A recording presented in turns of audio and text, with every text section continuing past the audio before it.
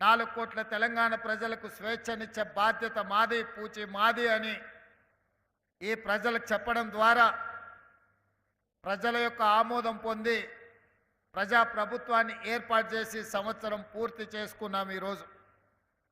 అదే సందర్భంలో ఈ సంవత్సర కాలంలో పోలీసు సిబ్బంది, హోంగార్డు నుంచి మొదలు పెడితే డీజీపీ వరకు ఆనాడు రాజకీయ ఒత్తిడిలో రాజకీయ ఆదేశాల మేరకే నియంత్రిస్తూ మీరు మీ ఉద్యోగ ధర్మాన్ని నిర్వహిస్తుంటే గత సంవత్సరం నుంచి ఎలాంటి రాజకీయ ఒత్తిడి లేకుండా, రాజకీయ పైరవీలకు తావు లేకుండా ప్రతి ఒక్కరికి ఉద్యోగము, ప్రతి ఒక్కరికి కీలకమైన బాధ్యత వారి సమర్థతను బట్టి వారికి ఆ హోదాలని ఈ ప్రభుత్వంలో ఇచ్చినామని నేను గర్వంగా చెప్పగలను.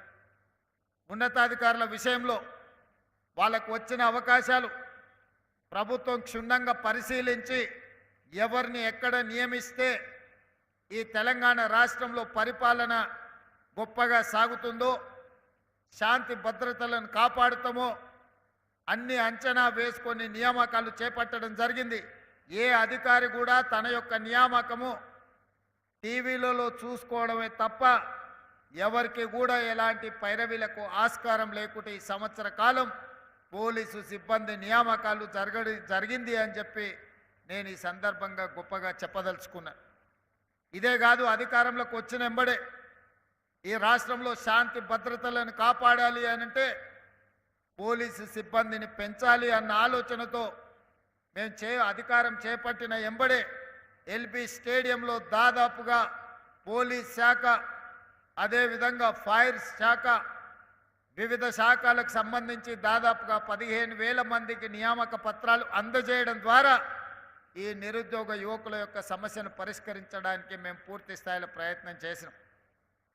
నియామక పత్రాలు అందించినప్పుడు కానిస్టేబుల్ ఉద్యోగం అంటే ఇంటర్ పాస్ అయిన వాళ్ళు, డిగ్రీ ఫెయిల్ అయిన వాళ్ళు కానిస్టేబుల్ ఉద్యోగానికి వస్తారన్న ఒక ఆలోచన పటాపంచలు చేస్తూ బీటెక్, ఎంటెక్ చదువుకున్న వాళ్ళు, పెద్ద పెద్ద పీజీ, పిహెచ్డీలు చేసిన వాళ్ళు కూడా కానిస్టేబుల్ ఉద్యోగానికి ఈరోజు జాయిన్ అవుతున్నారంటే కానిస్టేబుల్ ఉద్యోగం కూడా ఆత్మగౌరవంతో కూడుకున్నది. శాంతి భద్రతలను కాపాడి తెలంగాణ రాష్ట్రాన్ని అభివృద్ధి పదం వైపు నడిపించడంలో ఈరోజు పీజీ, పిహెచ్డీలు చదువుకున్న వాళ్ళు కూడా పోలీస్ శాఖలో ఈరోజు చేరడం జరిగింది. ఇంతకుముందు నేను డీజీపీ గారితో మాట్లాడుతూ ఈ మధ్య నేరాలు కొంత పుంతలు తొక్కుతున్నాయి.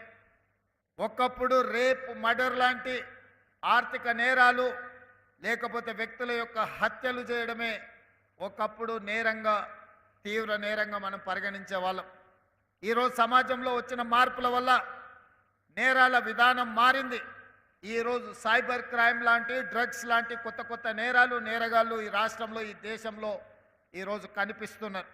సైబర్ క్రైమ్ను నియంత్రించాల్సిన అవసరం ఉన్నది.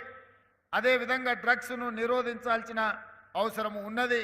వాళ్ళ పట్ల కఠినంగా వ్యవహరించాల్సిన అవసరం ఉన్నది. ఏ విధంగా అయితే మీరు ఆక్టోపస్, గ్రేహాండ్స్, ఇతర శిక్షణ కలిగిన పోలీసులలో ప్రత్యేకంగా పికప్ చేసి ఏ విధంగా అయితే మీరు శిక్షణ ఇస్తున్నారో ఈరోజు నేను సూచన చేస్తున్న డీజీపీ గారికి బీటెక్, ఎంటెక్ చదువుకున్న వాళ్ళను కూడా మీరు పికప్ చేసి వాళ్ళని సైబర్ క్రైమ్లో, అదేవిధంగా డ్రగ్స్ నియంత్రించడంలో డేటా ఎనాలిసిస్ చేయడానికి అవసరమైన శిక్షణను కూడా ఇచ్చి ప్రత్యేకమైన అవకాశాలు ఇవ్వండి.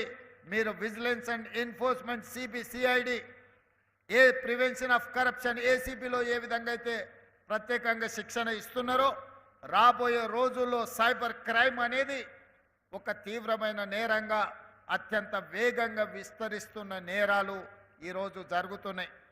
పోయిన సంవత్సరం 10-15 కోట్లు రికవరీ చేస్తే నాకు తెలిసి సైబర్ క్రైమ్ డిపార్ట్మెంట్ ఈసారి 100కు పైగా కోట్లను రికవరీ చేసి సైబర్ క్రైమ్ బాధితులను కాపాడే ప్రయత్నం చేస్తున్నారు. ఈరోజు డ్రగ్స్ కూడా గత 10 సంవత్సరాలుగా విచ్చలవిడిగా తెలంగాణ రాష్ట్రంలో గంజాయి, కోకైన్, హెరాయిన్ లాంటి అత్యంత ప్రమాదకరమైన సింథటిక్ డ్రగ్స్ ఈ తెలంగాణ ప్రాంతాన్ని పట్టి పీడిస్తున్నాయి. అందుకే టీజీ న్యాబ్ని ప్రత్యేకంగా బలోపేతం చేయడమే కాదు, ఒక డీజీపీ స్థాయి అధికారిని నియమించడం ద్వారా పూర్తి స్థాయిలో సిబ్బందిని వందలలో ఇచ్చి 100 కోట్ల రూపాయలు ఇవ్వడమే కాకుండా వాళ్ళకు ప్రత్యేకమైన పోలీస్ స్టేషన్, ప్రత్యేకమైన అన్ని వసతులు ఇవ్వడం ద్వారా ఈరోజు తెలంగాణ రాష్ట్రంలో గంజాయి వినియోగదారులు, గంజాయి అమ్మకందారులు లేదా కొకైన్, హెరాయిన్ వినియోగదారులు, అమ్మకందారులు ఈరోజు వాళ్ళను భయపెట్టే పరిస్థితి తెలంగాణ రాష్ట్రంలోకి రావాలి అనంటే ఒక్కడికి 100 సార్లు ఆలోచన చేసుకునే విధంగా ఈరోజు మన సిబ్బంది ప్రయత్నం చేస్తున్నారు. ఇది ఇంకా సరిపోదు. ఈ వ్యసనం కాలేజీల్లోనే కాదు, స్కూళ్ళలో కూడా పాకే ప్రమాదం ఉన్నది. ఈరోజు మనం ఎంత గొప్ప విజయం సాధించినా, మనం ఎంత అభివృద్ధి చెందినా, మన పిల్లలు వ్యసనాలకు బానిసలై, మరి ముఖ్యంగా డ్రగ్స్, గంజాయి లాంటి వ్యసనాలకు మన పిల్లలు బానిసలైతే ఈ సమాజానికి తీరని అన్యాయం జరుగుతుంది. తెలంగాణ ప్రతిష్టకు భంగం కలుగుతుంది. తెలంగాణ ప్రతిష్ట మసక బారొద్దు అనంటే హైదరాబాద్ నగరం లాంటి ప్రాంతాలలో ఎక్కడ కూడా మాదక ద్రవ్యాల పేరు వినిపించకూడదు. వాళ్ళ పట్ల కఠినంగా వ్యవహరించాల్సిందిగా, అదేవిధంగా స్కూల్స్, కాలేజీల్లో కూడా ప్రత్యేకంగా శిక్షణ ఇవ్వాలి, వాళ్ళకు అవగాహన కల్పించాలి. ఎక్కడైనా స్కూల్స్, కాలేజీలో ఈ డ్రగ్స్ రిలేటెడ్ కేసులు వస్తే భవిష్యత్తులో యజమానులను కూడా బాధ్యత చేయాల్సిన అవసరం ఉన్నది. ఈరోజు ఫిజికల్ డైరెక్టర్స్ని ఏ విధంగా నియమించుకుంటున్నారో, లేదా సబ్జెక్ట్ టీచర్స్ని ఏ విధంగా నియమించుకుంటున్నారో, ఈ డ్రగ్స్ రిలేటెడ్ విషయాలను కూడా గుర్తించడానికి స్కూల్స్ అండ్ కాలేజెస్ ప్రత్యేకంగా శిక్షణ పొందిన వాళ్ళను ఆ కళాశాలలో నియామకాలు చేపట్టాలి, ఆ స్కూళ్ళలో చర్యలు చేపట్టాలి. ఎందుకంటే పిల్లల యొక్క ప్రవర్తనలో మార్పును గుర్తించాల్సిన బాధ్యత స్కూల్స్ అండ్ కాలేజ్ మేనేజ్మెంట్ మీద ఉన్నది. వాళ్ళకు పాఠాలు చెప్పడమే కాదు, మీరు తీసుకుంటున్న ఫీజులు పిల్లలని క్రమశిక్షణతో ముందుకు నడిపించాల్సిన బాధ్యత కూడా ఉన్నది. అందుకే హైదరాబాద్, సైబరాబాద్, రాచకొండ కమిషనర్లకు నేను ప్రత్యేకంగా ఆదేశాలు ఇచ్చిన. స్కూల్స్ అండ్ కాలేజీల యాజమాన్యాలను పిలిపించి వాళ్ళందరికీ కూడా ఒక అవగాహన సదస్సులాగా పెట్టి వాళ్ళతో ఇంటరాక్ట్ అయ్యి ప్రభుత్వం యొక్క ఆలోచనను వాళ్ళకు చెప్పండి. వాళ్ళు ప్రభుత్వం యొక్క ఆలోచనలకు సహకరించి ముందుకు పోకపోతే వాళ్ళ పట్ల కఠినంగా వ్యవహరిస్తామని చెప్పి కూడా యాజమాన్యాలకు చెప్పడం జరిగింది. సత్ఫలితాలను సాధిస్తున్నాం, కానీ ఇది సరిపోదు.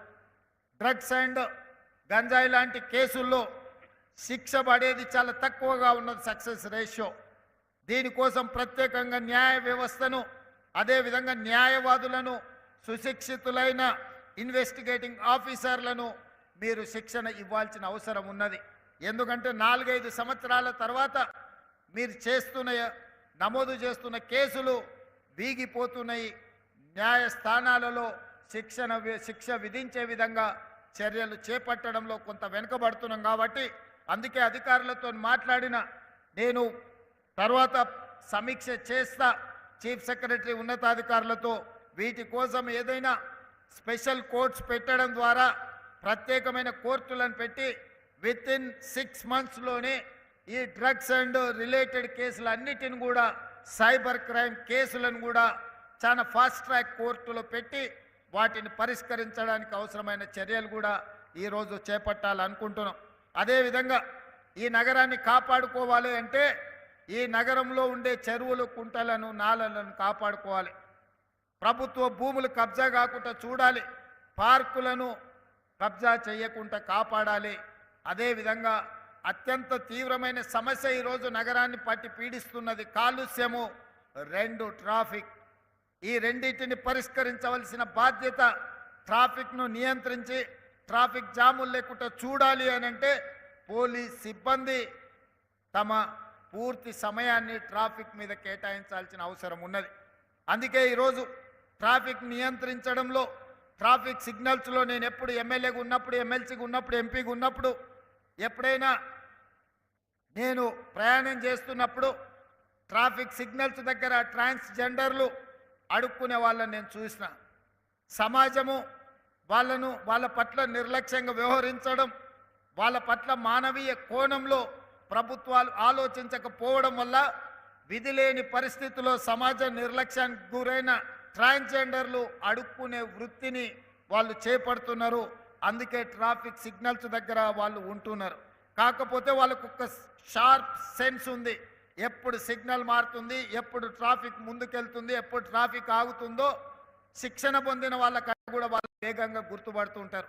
అందుకే నేను డీజీపీ అదేవిధంగా అనితా రామచంద్రన్ గారికి అదేవిధంగా హైదరాబాద్ కమిషనర్ చెప్పిన వాళ్ళని ట్రాఫిక్ అసిస్టెంట్స్గా పోలీస్ డిపార్ట్మెంట్లో తీసుకొని వాళ్ళ చేతనే ట్రాఫిక్ను నియంత్రించండి.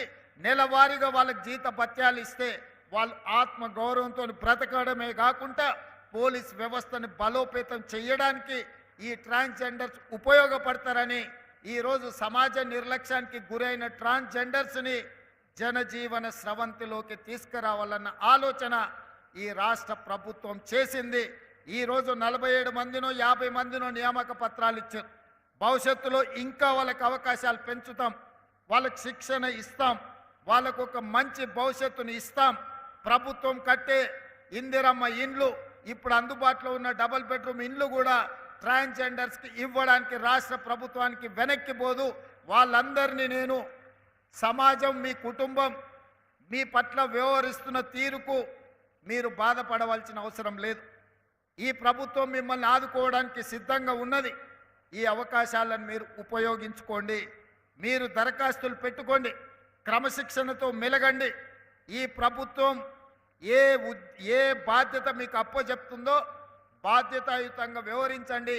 తప్పకుండా మీకు మంచి భవిష్యత్తు ఉంటుంది అని చెప్పి నేను ఈరోజు ట్రాన్స్జెండర్ సమాజానికి నేను చెప్పదలుచుకున్నాను.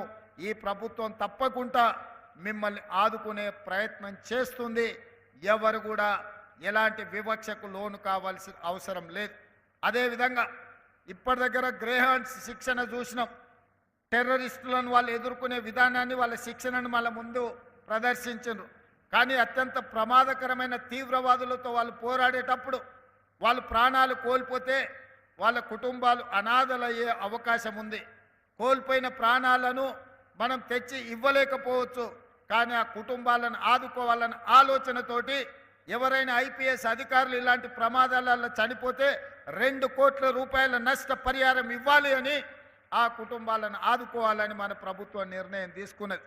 DSP, additional SP, non cadre ఎస్పీలకు ఏదైనా ఇలాంటి అనుకోని విపత్తు ఎదురైతే 1.5 కోటి వాళ్ళకి ఇవ్వాలని ఈరోజు రాష్ట్ర ప్రభుత్వం నిర్ణయం తీసుకున్నది.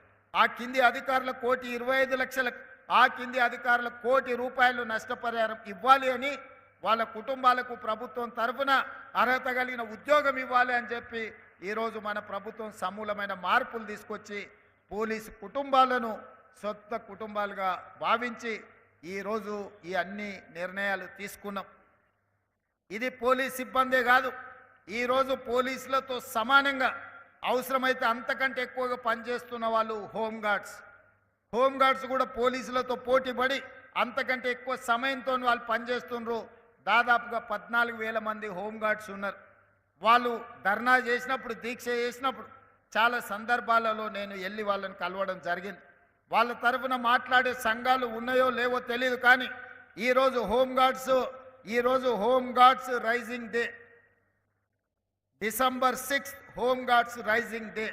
మరి వాళ్ళకి ఏదైనా ఒక మంచి వార్త వినిపించాల్సిన బాధ్యత, వాళ్ళ సమస్యలు పరిష్కరించవలసిన బాధ్యత రాష్ట్ర ప్రభుత్వానికి ఉన్నది. అందుకే ఈరోజు వాళ్ళకి ప్రతిరోజు 921 రూపాయలు డ్యూటీ ఇస్తున్నారు. వాటిని 1000 రూపాయలకు పెంచడం ద్వారా వాళ్ళ యొక్క హానరోరియం 1000 రూపీస్కి ఈరోజు పెంచడం జరిగింది. ఇదే కాదు, హోంగార్డ్ వాళ్ళ వీక్లీ పరేడ్ అలవెన్స్ 100 రూపాయలు ఉన్నది, ఇప్పుడు 200 రూపాయలకి వీక్లీ పరేడ్ అలవెన్స్ను కూడా ఈరోజు మనం పెంచడం జరుగుతుంది. అదేవిధంగా వాళ్ళు ఎవరైనా ప్రమాదవశాత్తు కానీ ఏదైనా సందర్భంలో వాళ్ళు చనిపోతే వాళ్ళ కుటుంబాలకు 5 లక్షల రూపాయల ఎక్స్ గ్రేషియా కూడా ఇవ్వాలి అని చెప్పి హోంగార్డ్స్ కుటుంబాలను కూడా ఈరోజు ఆదుకోవాలన్న ఆలోచన మన రాష్ట్ర ప్రభుత్వం చేసింది. హోంగార్డ్స్ ఎవరైనా ప్రమాదవశాత్తు అనుకోని దుర్ఘటనలలో ఎవరైనా ప్రాణాలు కోల్పోతే వాళ్ళకి ఇంతకుముందు ఎలాంటి నష్టపరిహారం లేదు. అందుకే 5 లక్షల రూపాయలు వాళ్ళకి ఇవ్వాలి అని ఈరోజు రాష్ట్ర ప్రభుత్వం నిర్ణయం తీసుకున్నది. అదేవిధంగా వైద్యానికి సంబంధించి కూడా వాళ్ళ బాధలు ఉన్నాయి. వాళ్ళ కనీసం ఎలాంటి వైద్య సౌకర్యం లేదు. ప్రభుత్వ ఉద్యోగస్తుల కోసం ఈ హెల్త్ కార్డు ఇవ్వడానికి ఒక విధి విధానం తీసుకొస్తున్నాం. వాళ్ళతో పాటు హోంగార్డ్స్ కూడా ఇస్తాం. రాజీవ్ ఆరోగ్యశ్రీ లాంటి మెరుగైన వైద్య సహాయాన్ని హోంగార్డ్స్కు అందించడానికి రాష్ట్ర ప్రభుత్వం ఆలోచన చేస్తున్నది. తొందరలోనే వీటన్నిటిని పరిష్కరించి జనవరి 1 నుండి వీటన్నిటిని అమలు చేసి హోంగార్డ్స్ను కూడా ఆదుకోవాలి అని చెప్పి ఈరోజు మన రాష్ట్ర ప్రభుత్వం నిర్ణయం తీసుకున్నది. అందుకే ఈరోజు హోంగార్డ్స్ నుంచి డీజీపీ వరకు వాళ్ళు గంటలు లెక్క పెట్టకుండా రోజుకు 24 గంటలు వాళ్ళు డ్యూటీ చేస్తూ వాళ్ళు సమాజంలో శాంతి భద్రతలను కాపాడుతున్నారు. దాంతో వాళ్ళు వాళ్ళ పిల్లల చదువుల మీద కుటుంబానికి సమయం ఇయ్యలేకపోతున్నారు. కుటుంబానికి సమయం ఇయ్యలేని పోలీసు అధికారుల పిల్లలు, అది డీజీపీ కావచ్చు, హోంగార్డ్ కావచ్చు, అన్ని హైరార్కీలో వాళ్ళ పిల్లలకు సరైన విద్య, సరైన ఉద్యోగ ఉపాధి అవకాశాలలో వాళ్ళకు కొంత అన్యాయం జరుగుతుంది. అందుకే నేను ఈరోజు ఆలోచన చేసిన, నేను డిఫెన్స్ కమిటీలో కూడా మెంబర్ నుండి పార్లమెంట్ సభ్యుడిగా ఉన్నప్పుడు నేషనల్ డిఫెన్స్ అకాడమీ లెవెల్లో, లేకపోతే సైనిక్ స్కూల్ లెవెల్లో, లేకపోతే ఈరోజు కేంద్రీయ విద్యాలయ లెవెల్లో పోలీసులకు కూడా స్కూల్ ఉండాలని యంగ్ ఇండియా పోలీస్ స్కూల్ అని చెప్పి గ్రేహాండ్స్ దగ్గర 50 ఎకరాల స్థలాన్ని కేటాయించి అంతర్జాతీయ ప్రమాణాలతో ఏ కార్పొరేట్ స్కూల్లో కూడా ఇంతకంటే మంచి విద్యా ప్రమాణాలకు ఉండే విధంగా ప్రతి కార్పొరేట్ స్కూల్తో పోటీ పడే విధంగా హైదరాబాద్ పబ్లిక్ స్కూల్ని తలదన్నే విధంగా ఈరోజు యంగ్ ఇండియా పోలీస్ స్కూల్ని వచ్చే అకాడమిక్ ఇయర్ని మనం ప్రారంభించుకుంటున్నాం. 50 ఎకరాలలో ఈ యంగ్ ఇండియా పోలీస్ స్కూల్ని మనము ఏర్పాటు చేసుకుంటున్నాం. ఇందులో హోంగార్డ్ నుంచి డీజీపీ వరకు ఏ అధికారి పిల్లలైనా అందరూ సమానంగా, అందరూ ఒకే దగ్గర చదువుకొని ఒక మంచి భవిష్యత్తులో ఎట్లయితే నేషనల్ డిఫెన్స్ అకాడమీ నుంచి వచ్చిన స్టూడెంట్స్ మాది ఎన్డీఏ అని చెప్పుకుంటున్నారో, సైనిక్ స్కూల్ నుంచి వచ్చిన పిల్లలు మేము సైనిక్ స్కూల్ పిల్లలమని చెప్పుకుంటున్నారో, భవిష్యత్తులో ఈ యంగ్ ఇండియా పోలీస్ స్కూల్ నుంచి వచ్చే పిల్లలు మేము పోలీస్ స్కూల్ నుంచి వచ్చినామని గర్వంగా చెప్పుకునే విధంగా దాన్ని తీర్చిదిద్దే బాధ్యత నాది. మీరు ఇంత కష్టపడి ఇంత త్యాగం చేసి మీరు సర్వం వడ్డీ శాంతి భద్రతలను కాపాడితే మీ పిల్లలకు ఉన్నతమైన చదువులు అందించకపోతే ఆ ప్రభుత్వాలు విఫలమైనట్టే. అందుకే ఈరోజు పోలీస్ శాఖ సిబ్బందిని దాదాపుగా హోంగార్డ్స్తో సహా లెక్క పెడితే 90 నుంచి 94 వేల మంది సిబ్బంది ఉన్నారు. ఈ 90 నుంచి 94 వేల సిబ్బంది 4 కోట్ల ప్రజల్ని కాపాడడమే కాదు, సైబర్ క్రైమ్లో, డ్రగ్స్లో, టెర్రరిస్ట్ యాక్టివిటీస్ని నియంత్రించడంలో ఈ దేశానికే తలమానికంగా పనిచేస్తున్నారు. సైబర్ క్రైమ్లో నేషనల్ లెవెల్లో హోమ్ మినిస్టర్ అమిత్ షాతోని అవార్డు మన తెలంగాణ సైబర్ క్రైమ్ అందుకున్నది. అదేవిధంగా టెర్రరిస్ట్ యాక్టివిటీస్లో దేశంలో ఎక్కడ జరిగినా కేంద్ర ప్రభుత్వం నుంచి మొదలు పెడితే ఇతర రాష్ట్రాలు మన రాష్ట్ర పోలీసు వైపే చూస్తున్నారు. సమాచారం మీ దగ్గర ఏమైనా ఉందా, చర్యలు తీసుకోవడానికి మీరు సహకరించండి అని. ఇంత గొప్పగా సేవలు అందిస్తున్న పోలీస్ సిబ్బందిని అన్ని రకాలుగా ఆదుకొని అన్ని రకాల వసతులను వాళ్ళకు అందజేసి ఆత్మగౌరవంతో రాజకీయ ప్రమేయం లేకుండా, రాజకీయ ఒత్తిడి లేకుండా మీరందరూ మీ ఉద్యోగాలను నిర్వహించే విధంగా రాష్ట్ర ప్రభుత్వం మీకందరికీ అవకాశాలు కల్పిస్తుంది. నా విజ్ఞప్తి ఒక్కటే, ఈ ఉద్యోగం మీకు ఉపాధి కాదు, ఈ ఉద్యోగం ఒక భావోద్వేగం. ఈ భావోద్వేగం తెలంగాణ రాష్ట్ర శాంతి భద్రతలను కాపాడడమే కాకుండా ప్రభుత్వం యొక్క ప్రతిష్టను పెంచే బాధ్యత మీ మీదనే ఉన్నది. మేమెంత చేసినా మీరు వ్యవహరించే విధానంతోనే ఈ ప్రభుత్వానికి పేరు ప్రతిష్టలు వస్తాయి. మీరు బాధితుల పట్ల గౌరవంగా, మర్యాదగా వ్యవహరించాలి. అప్పుడప్పుడు ఫ్రెండ్లీ పోలీసింగ్ అని నేను వింటుంటా. ఫ్రెండ్లీ పోలీసింగ్ అంటే క్రిమినల్స్తో ఫ్రెండ్లీగా ఉండమని కాదు. నేను స్పష్టంగా మా పోలీస్ మిత్రులకు నేను చెప్పదలుచుకున్నా.